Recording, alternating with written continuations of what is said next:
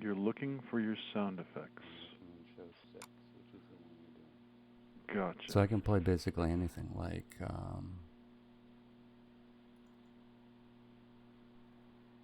Dead air? Right on cue, kids.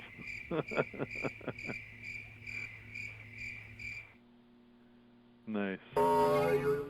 Nice. I wonder if that one's a little loud. Yeah.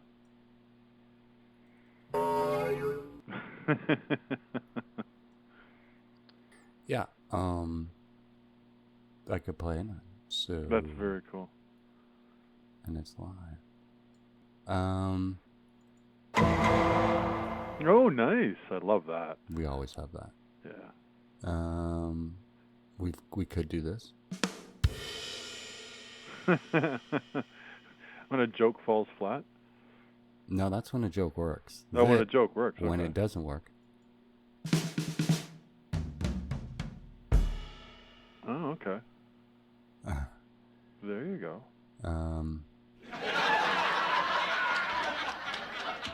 You know, I've always hated laugh tracks, but I think in this case it might actually work. Just during a Trump clip. Yeah, exactly. That's what I mean.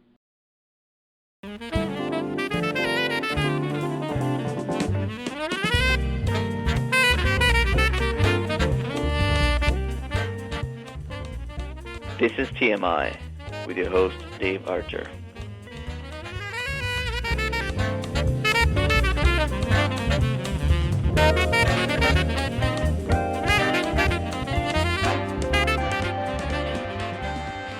Coming up next week on TMI.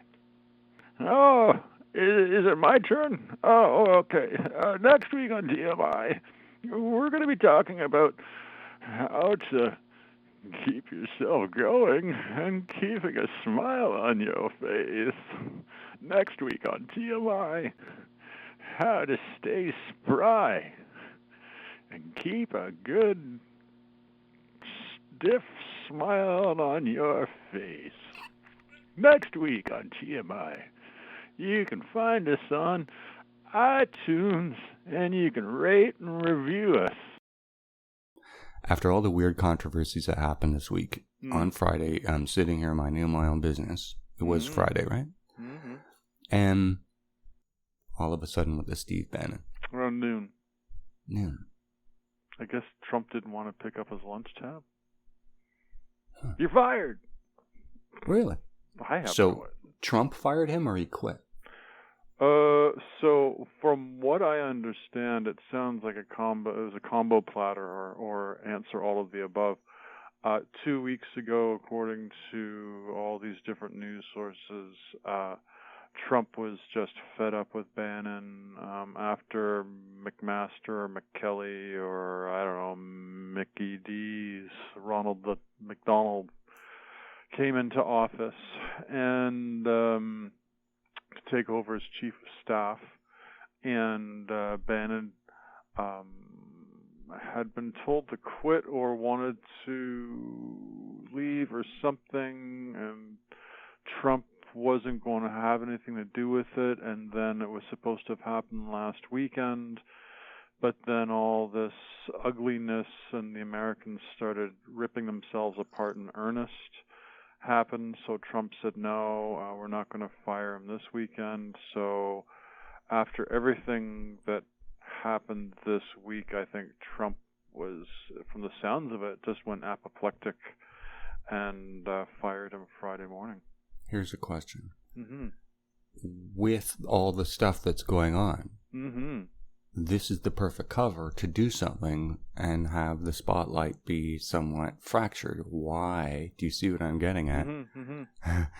So this was something, a jewel for Trump that he wanted to save for when everything was quiet. Oh, I mean, you can look at it from a couple of ways from a public relations perspective. I mean, you could wait until it's all quiet, or you can toss the grenade in while the animals are still panicking. And are you suggesting that's why he released it on Friday, was to have it occur when there were other distractions going on? That's what I'm thinking. I mean, there's just so much, there's so much going on in the States. I mean, the civil war in the States have now started in earnest as of last weekend. Plus, you got 4 terrorist attacks in Europe in the span of 24 hours.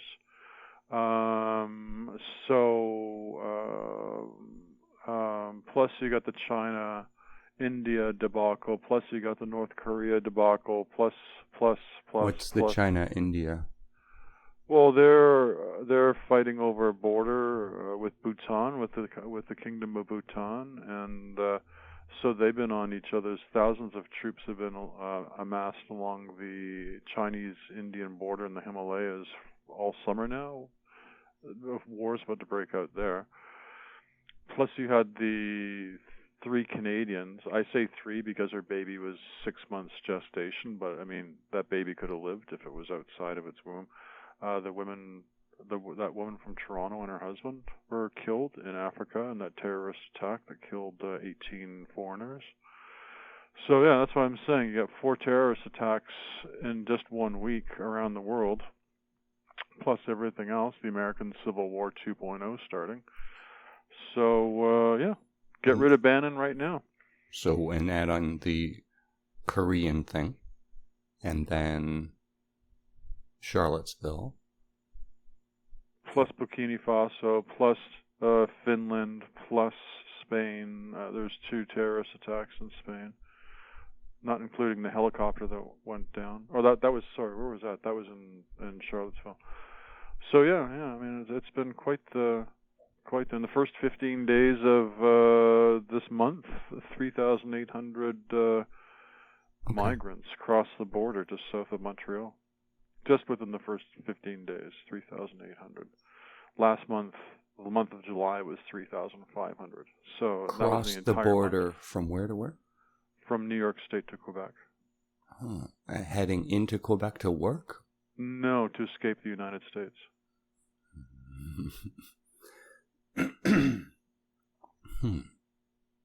So last week didn't strike me as being a quiet week.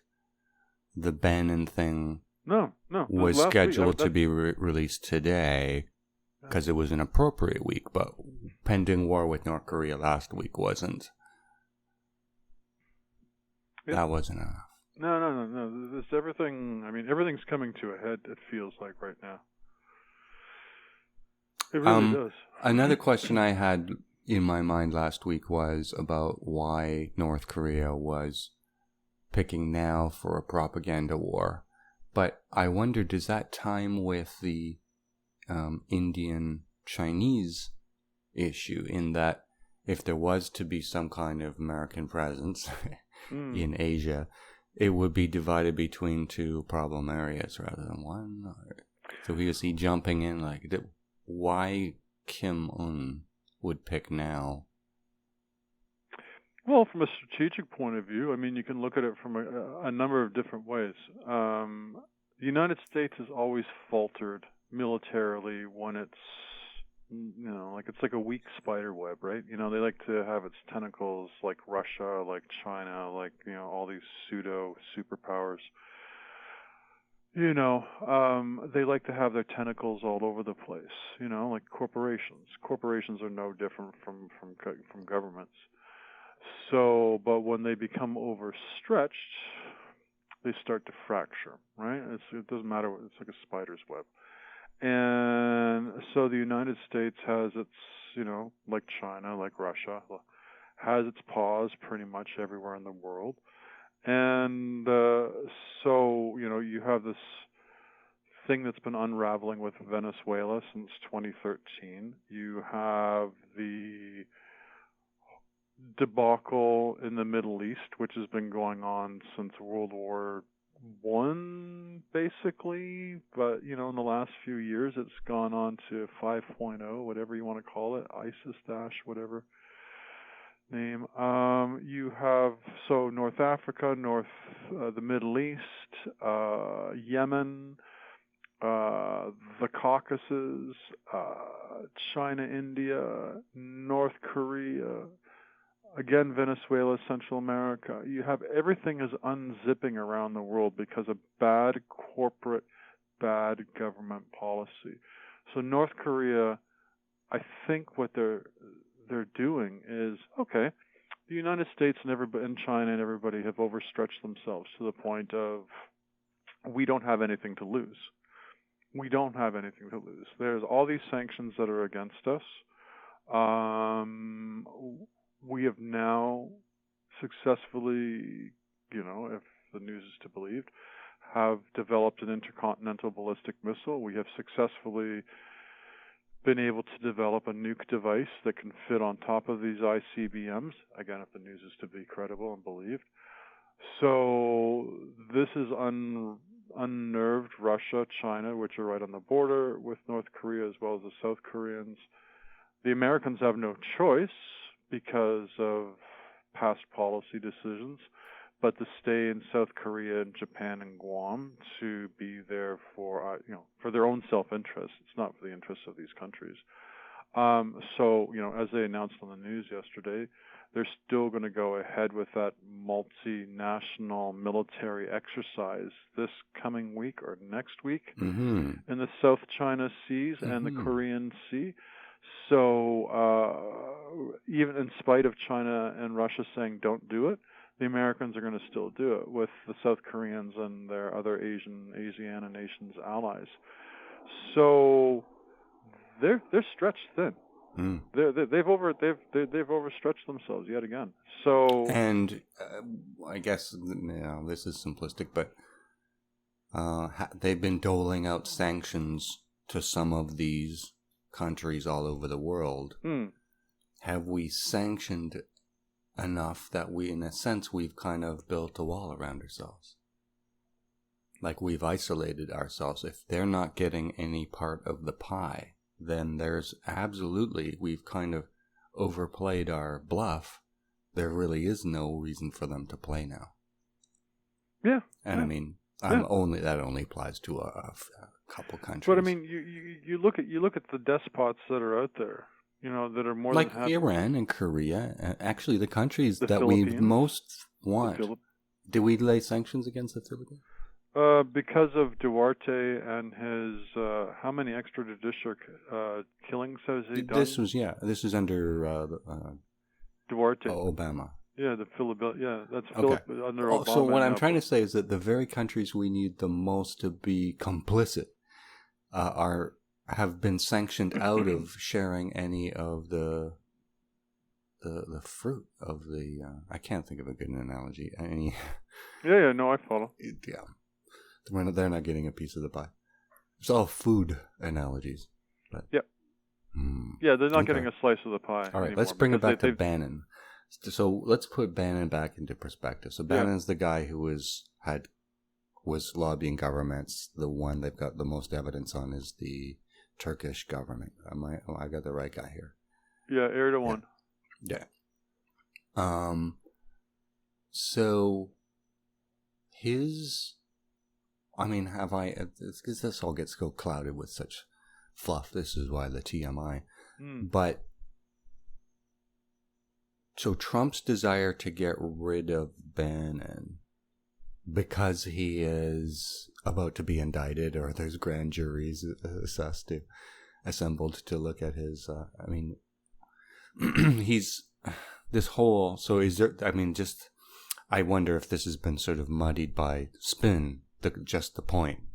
Trump wants to get rid of Bannon, and why?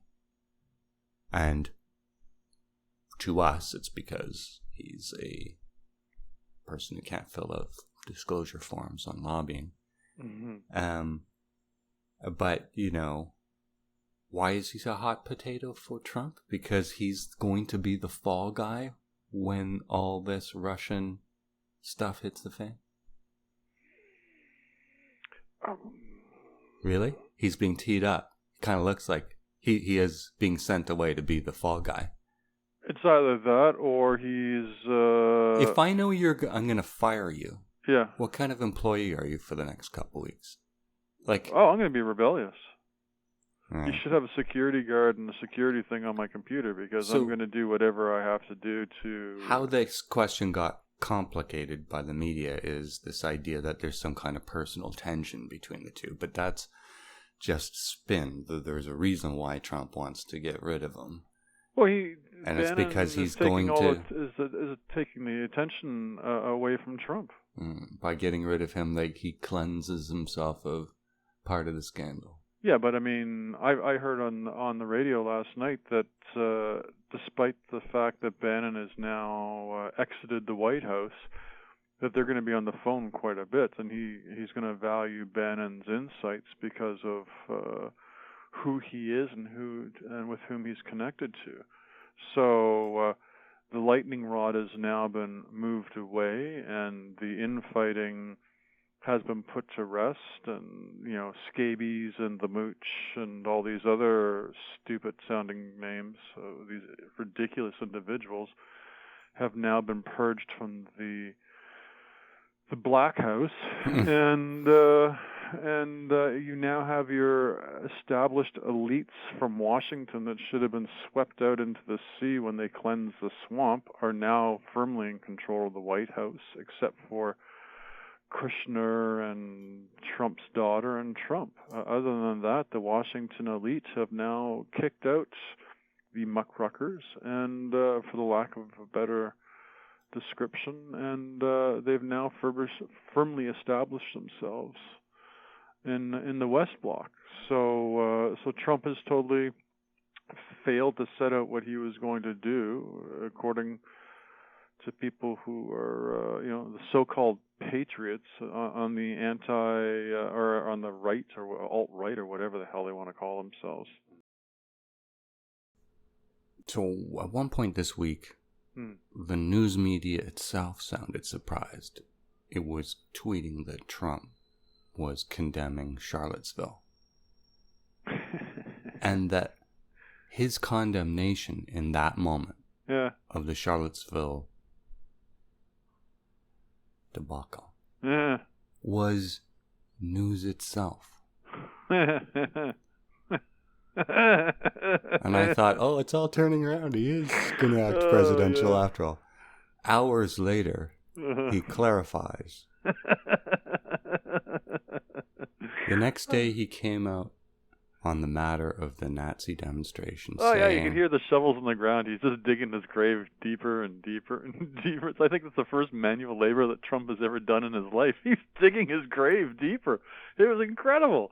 He came out on the matter of the Nazi demonstration saying, both sides have good people. Mr. Trump, here's a fully loaded revolver. You don't have to play Russian roulette because it doesn't matter. You're going to blow your head off whatever you say at this point.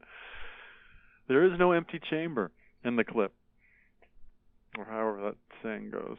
He just, man, if this guy went to university or Wharton or wherever the hell it was he alleges that he went to, there's no evidence of higher education or higher intellectual thought. There's just no. As Larry King said when he was asked this week in Los Angeles about his friend Donald Trump, he said, "I don't even recognize that man. That's not the man I knew." So then he tweets. He's been tweeting heavily. When? Saturday, the 19th of August? Every day. I just won't stop with the tweets. Oh, okay. I bet tomorrow he tweets, both represent America's exceptional history. So I guess that's a setup. I bet tomorrow he tweets. Yeah. Both have a right to shoot for good ratings. I bet tomorrow he tweets, both are heavily into self-driving cars. I bet tomorrow he tweets, we care too much about statues. I bet tomorrow he tweets, U.S. culture ripped apart by removing statues. Oh, he said that. I bet tomorrow he tweets, there are good Spaniards and bad Spaniards. I bet tomorrow he tweets, ay. That last one was a little dark, didn't it? Yeah. Yeah, well, yeah. Good Spaniards and, yeah. Although I think the region of Catalonia would probably say different because, the president of Catalonia, didn't anybody listen to that? I mean, Spain and the EU are in the process of trying not to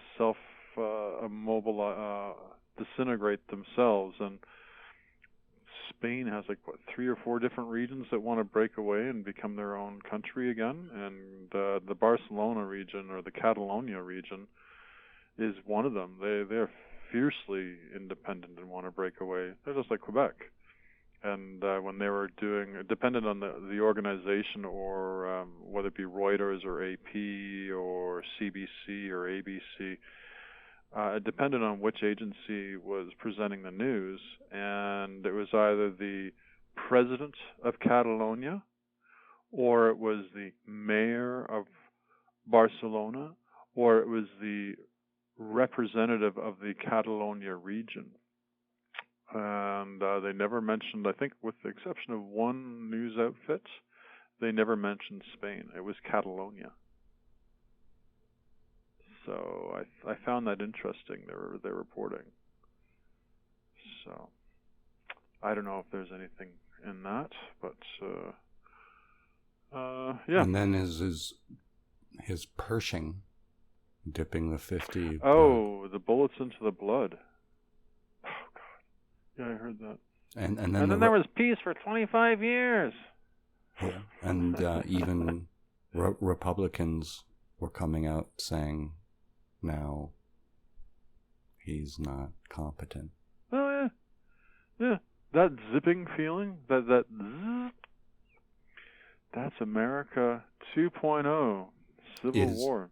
Is ISIS pissed about some statue we took down? Equating driving vehicles into groups of people, as we saw in both Charlottesville and Spain. Yeah. With a problem with statues is like asking the question, is ISIS pissed off about some statue we took down?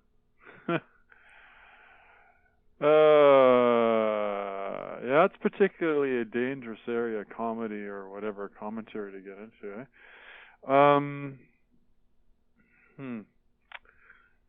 Yeah. Not impressed. Okay. Yeah. It's well, I mean, hey, look what they've done in Syria and Iraq. You know, they go after things that are 2,000-3,000 years old. They threatened to blow up the pyramids in Egypt if they took over Egypt after being in Libya. Yeah, they have a problem with anything. I think if it doesn't have anything to do with their You're becoming an unruly interviewee. Oh yeah, it is. No, you are becoming an unruly interviewee. Yeah. I gotta I'm this sick and back tired of I'm sick and tired of waking up every day and having a new knot in my stomach because of people who are so mentally ill. But it's always been like that. It's just been different things. Yeah, I know. But it's just worse now. It's more. It's considerably bothers you more. Worse. Feels worse because it's in the moment. But there's always this crazy stuff going on. No. It almost is as if it's what makes the world go round. Like, without it, we'd be focused on actually taking the money out of politics and fixing the actual things we need to fix. But anyway, let's try to rein this back in a little bit. How are we supposed to be us with this too much information? That's what this is all about. Too much information. How does it change us? It's a double-edged sword, I guess.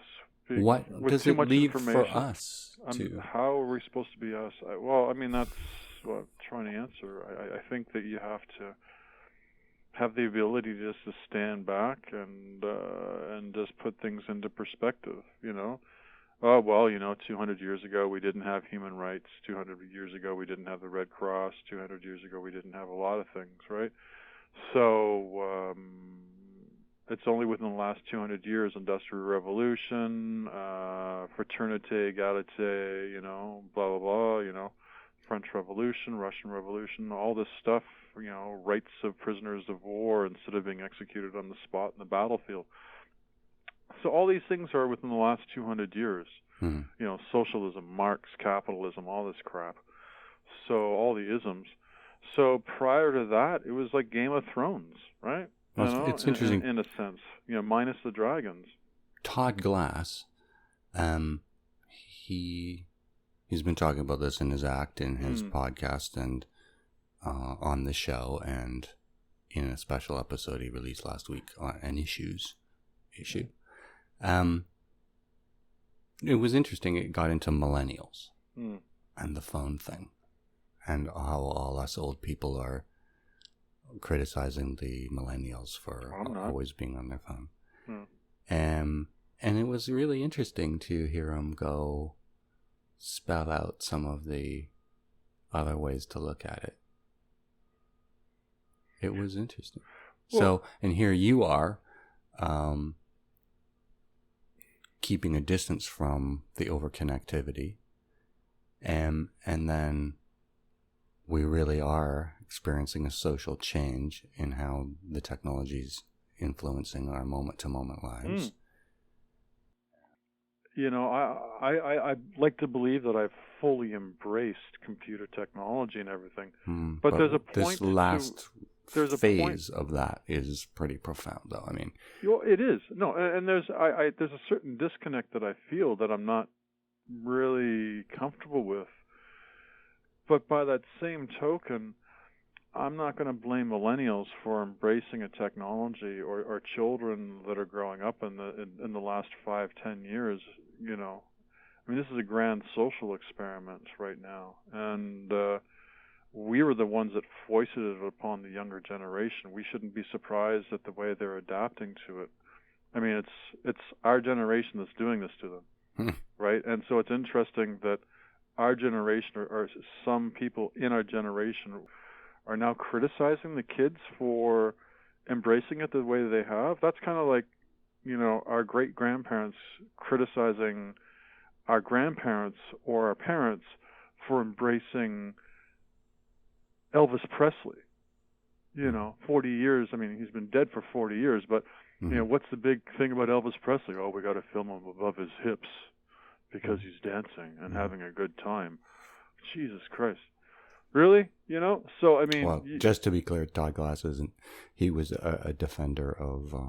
the millennials? Of young people being on usually the right side of history. Oh, yeah. Yeah, they usually are. Always on the cutting edge. Oh, yeah. Yeah, exactly. And that if you see it any other way, you're dying.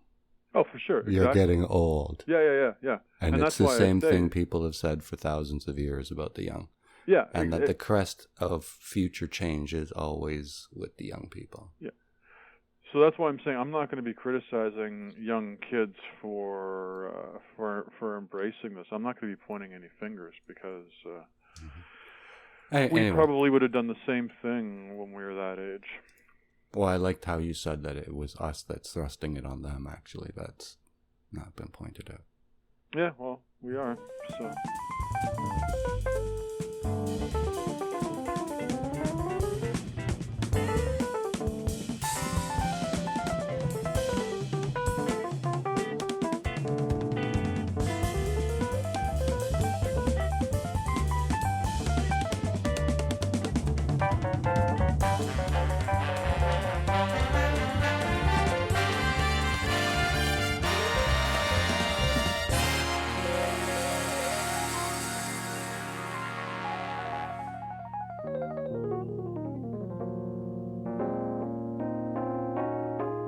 Are you going to watch the eclipse on Monday?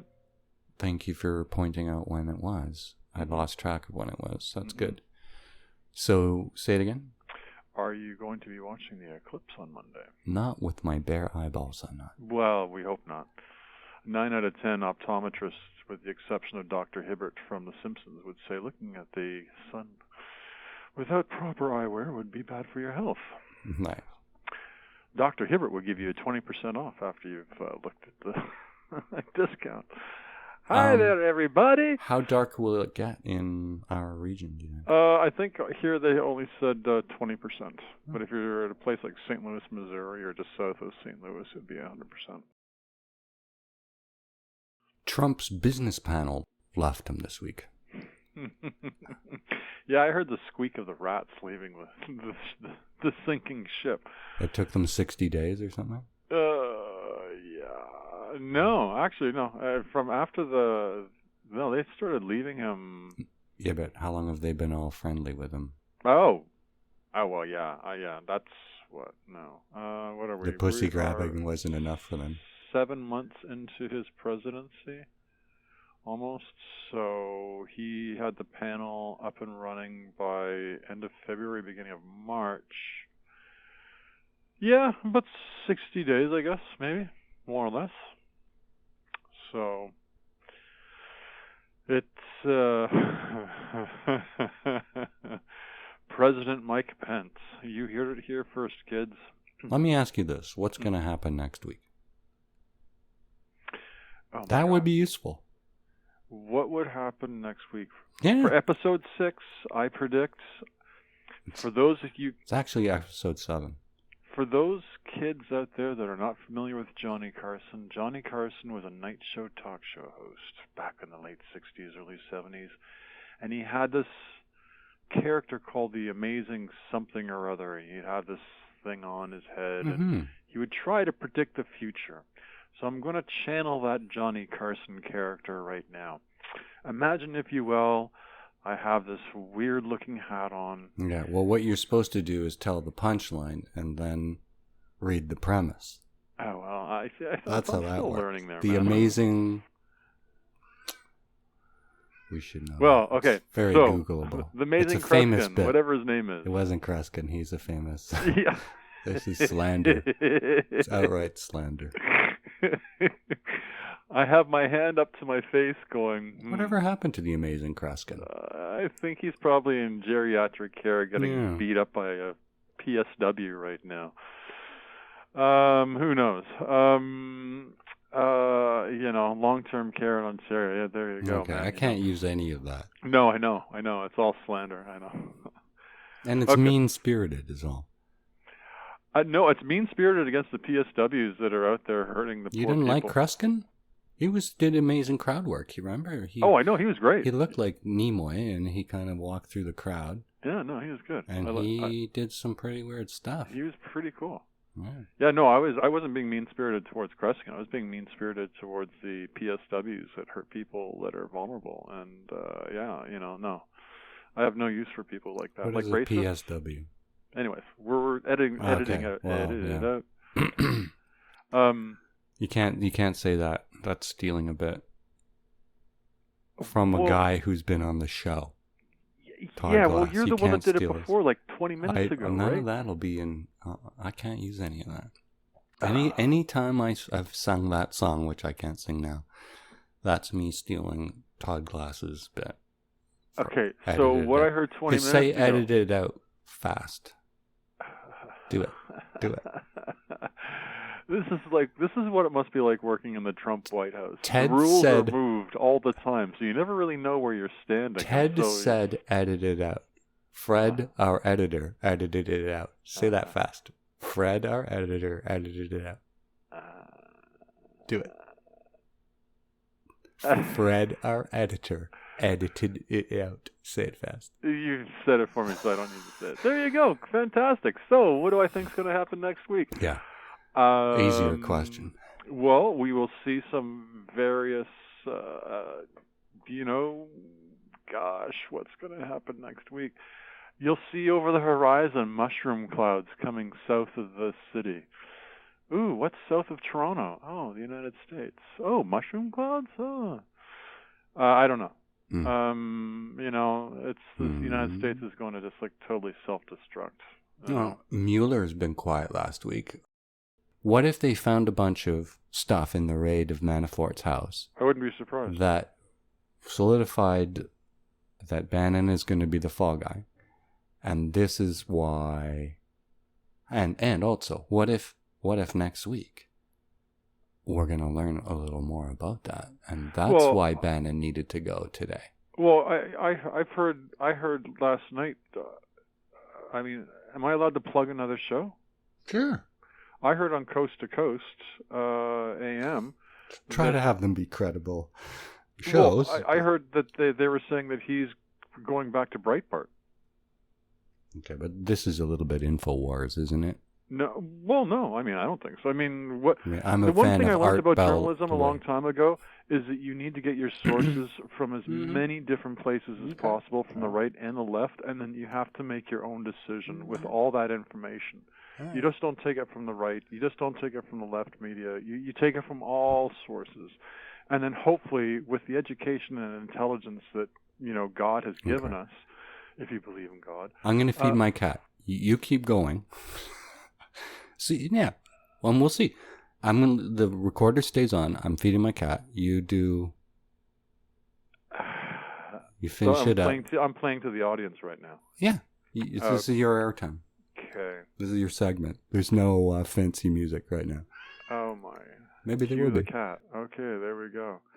So I predict that what's going to end up happening is that Bannon is going to take what he's learned and he's going to slowly drip feed the American public, the alt-right, the world, everything that he has learned in the White House over these last 7 months, and everything that he has learned within the last 12 months of being with the Trump campaign / presidency. And that he's going to be a thorn in the side of Trump if he is not a secret ally, helping him, through back channel covert phone calls, for the lack of a better description. So that's what I see happening with Bannon. He's not going to be somebody who's going to be slipping quietly into the background and just background noise. No. I think he's going to be right up front, and he's going to be in. He's going to be there. He might not be in the White House, but he'll definitely be down the road on Pennsylvania Avenue or on Avenue A or Avenue B or whatever. So he's going to be there. So that's what I predict with Bannon. And that was Ian's cat feeding rant. Mm-hmm. Brought to you by Weinberg Mattresses, where sleep is always our An first option. job. An option.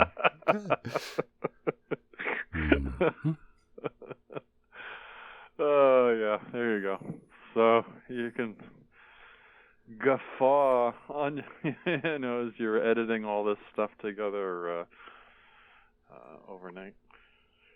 So, yeah, no, Bannon's not going quietly into the night, man. He's going to be very much a part of the Trump administration, although it be very covert, in a covert way. So the slow motion firing really does make you wonder what he knows. Same thing with the slow motion condemnation of Putin kind of implies that they've got something on him. Yeah. Well, I'm reading an article on Putin right now from called Married to the Mob, What Trump Owes the Russian Mafia. Oh, yeah, I think you mentioned that. Yeah, did I? Okay. Guess you're still reading it. Well, I haven't had a lot of time this past week, so I'm still reading. Still even haven't gotten through this month's Economist yet, so the August 5th to 11th edition. So, what stupid, funny thing happened to you this week that you thought, oh, I'll make a note of it, but then didn't? Fun. Mm-hmm. A guy crossing Sussex, crowded, light turns green. He's in a clown outfit. Oh my God, he's heading to the 24 Sussex Drive. But it's under construction for $40 million. The Trudeaus always like to put their own flourish on the Sussex Drive. I like that. Yeah. Yeah, I know when I was there. In 2000. You know what? It's so conservative to just let it run down and take the solar panels off the roof and do whatever conservatives always do to the government symbols. Because they hate government, they don't believe in it. But liberals come along and they put solar panels on the roof in 1979 in the United States. Trudeau did all kinds of cool stuff to the, and then Mulrooney came in and, put up his blue drapes or whatever. Well, and the sad thing is that 24 Sussex Drive, I mean, really, it it is should be torn down. They should like totally make it a park, because I mean, it really, having been there a couple of times for parties, it's really, my closet looks better than 24 Sussex Drive. But Really. that's what Trump says about the White House, and it's like, Yeah. fix it up. Yeah. You're the government. The French embassy next door is the example of what 24 Sussex Drive should and could be. It is, and oh my God, it's absolutely beautiful. I think there's a political resistance to give them lavish accommodation. Well, and this is so typically Canadian. No, it's American. I think there's a lot of, the same thing is all said about the White House. That it's just corridors, it hasn't been upgraded, it's outdated. Since 1814, when we burnt the White House down? I thought it was 1812 we burned it down, but Or whatever. 1812, sorry. Yeah. We did burn it down, though, America. No, we didn't. Poke in the eye. Oops, we burnt down your White House. Oops. We just lost half our audience. Yeah, I know. Actually, 90%. They're 10 times bigger, so we just lost 90% of our audience. Thank you, Ian Stolberg from Ottawa. Dave's not here. Who, Ian? Oh, he's not here. Hasn't lived here in a long time. Where's Cheech and Chong when I need him? Dave's not here. Well, so far it seems to be okay, except for the 90% of the Americans that we just lost. Trying to, they'll forget if we change the subject.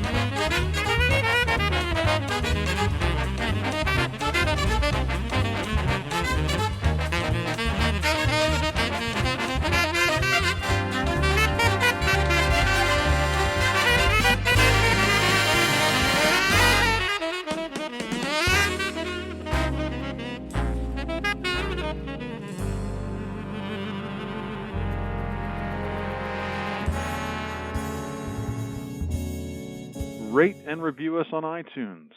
Follow us on Twitter @ThatArcher. TMI can also be reached by email at the following address: archer@twxnet.com. And we always love to hear from you, wherever in the world you are or in the universe. Whether it's good, bad, indifferent, or you just want to drop us a line and you have a question on what do we take in our coffee, how do I break up with my boyfriend or girlfriend or hamster? At That Archer. At That Archer.